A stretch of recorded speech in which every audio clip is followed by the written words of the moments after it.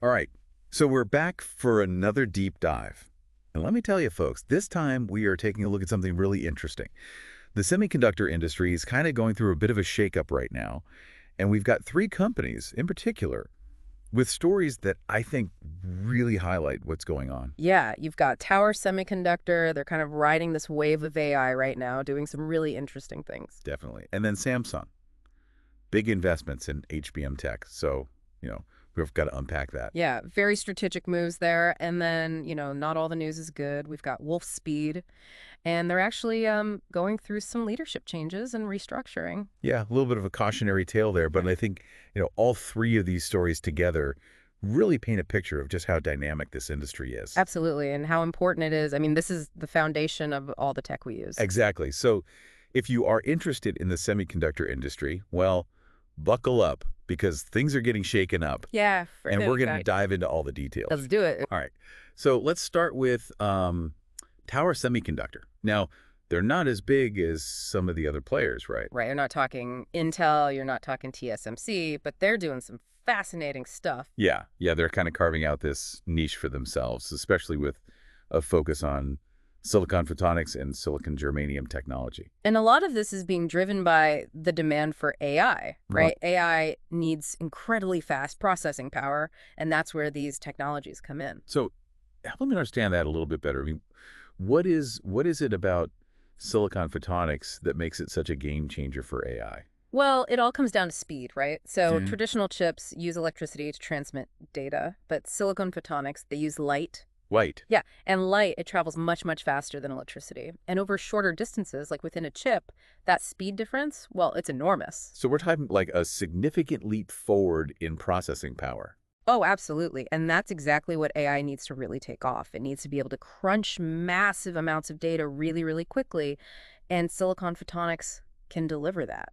And it seems like Tower Semiconductor is, um, well, they're seeing the potential here, right? I mean, their revenue from photonics alone is projected to double Yeah. this year and next. Yeah. They're on track to hit $100 million. That's not chump change. No, not at all. Yeah. Especially for a company that, again, isn't one of those giants in the industry. Exactly. It shows you how quickly things can change in this world. Find the right niche, develop the right technology, and boom, you're a major player. And it's not just about the technology itself. Tower Semiconductor has also been really strategic about their partnerships. I mean, they've got deals with OpenLight and even Intel. Smart move. Yeah. Teaming up with some of the bigger names gives them access to resources and markets they might not have been able to reach on their own. Yeah, they're not trying to do everything themselves. They're leveraging these partnerships to really um, to accelerate their growth, I guess you could say. Yeah, playing the field, you know, got to be adaptable in this business. Absolutely. Okay, so Tower Semiconductor is definitely one to watch, but let's move on to another company making big moves, Samsung. Yeah. Samsung, they're always pushing the boundaries, and now they've got their sights set on something called HBM chip packaging, specifically HBM4, which is like the latest and greatest version. Okay, so break this down for me. What is HBM and why should I care? Yeah. Like, is this something that's going to, affect my day-to-day life? Okay, so think of it this way. Your computer has RAM, right? It's basically the short-term memory your computer uses to run programs and do all the things you want it to do. Okay, yeah, no, RAM. Got it. So HBM is kind of like RAM on steroids. It stands for high bandwidth memory, and it's basically a way to stack memory chips on top of each other. Stack them, like literally. Yep, they're vertically stacked, and that creates a much wider pathway for data to travel between the processor and the memory. So it's all about speed again. Exactly. It's like having a multi-lane superhighway for data instead of a single-lane back road. Everything runs faster and smoother. Okay, I'm starting to see why this is a big deal.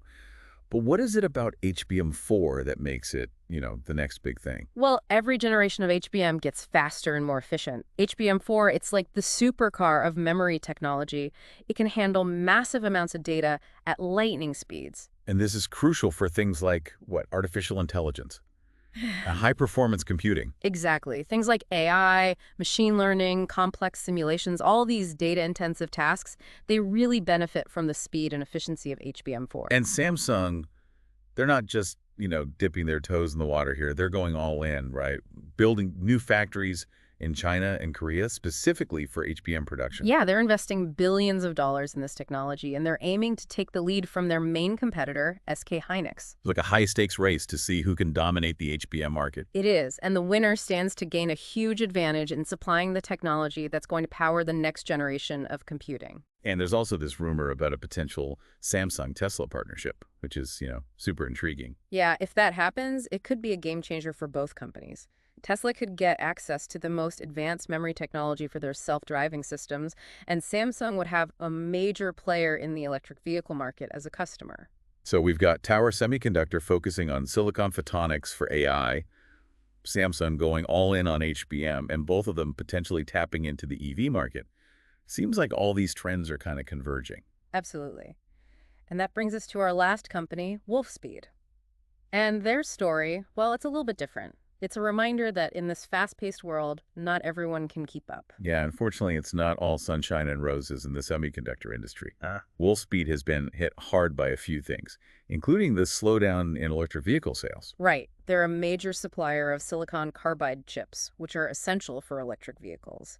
So as EV sales have cooled off, so has demand for Wolfspeed's products. So they're kind of caught in the crossfire of this larger market trend. Yeah, and it's important to remember that the semiconductor industry is very cyclical. It goes through booms and busts, and right now, certain segments, like the EV market, are experiencing a bit of a downturn. Okay, but is it just the EV slowdown that's hurting Wolfspeed? I mean, they've had some pretty drastic changes recently, right? Like a new CEO, factory closures, layoffs. Yeah, it's a combination of factors.